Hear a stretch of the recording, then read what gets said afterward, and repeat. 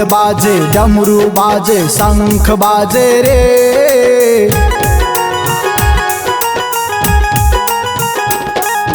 ढोल बाजे डमरू बाजे शंख बाजे रे।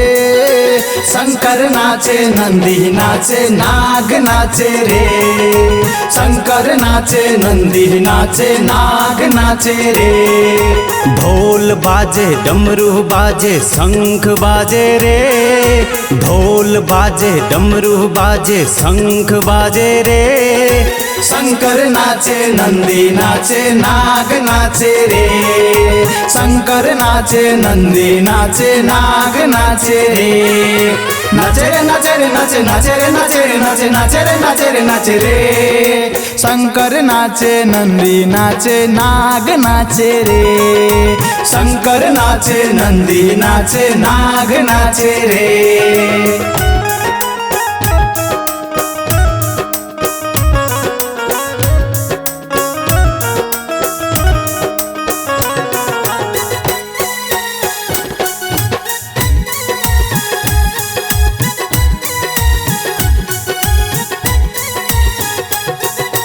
भोला बाबा के मंदिर लागे सुहाना रे।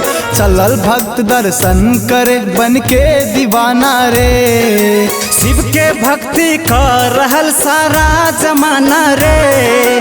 उनके चरणों में छुपल सबके खजाना रे।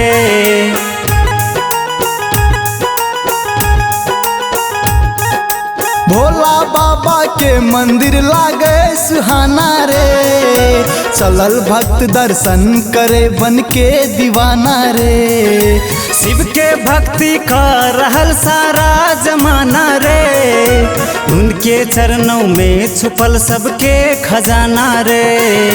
झायल बाजे मृदंग बाजे घंटी बाजे रे।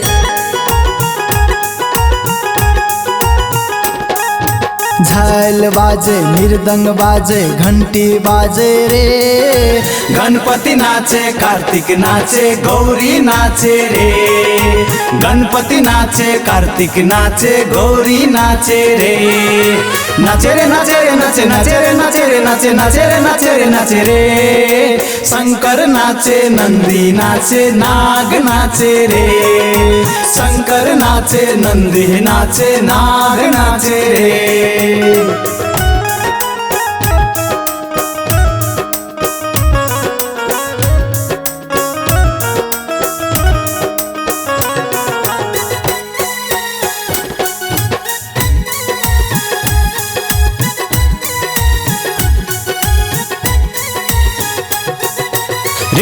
रिम झिम बरसे पानी सावन महीना रे। जुइम जुइम भगतन सब गावे शिव के महिमा रे। प्रकृति भी फूल के माला बनौने रे। तीन लोक में शिव के मंदिर खूब सजौने रे।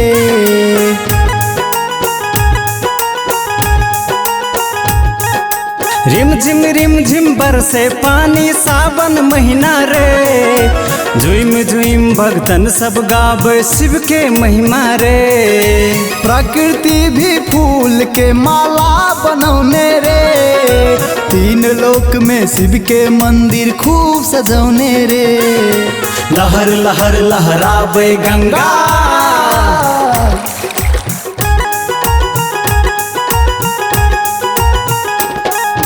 लहर लहर लहरावे गंगा कोयल गावे रे। भोला नाचे नंदी नाचे नाग नाचे रे। शंकर नाचे नंदी नाचे नाग नाचे रे।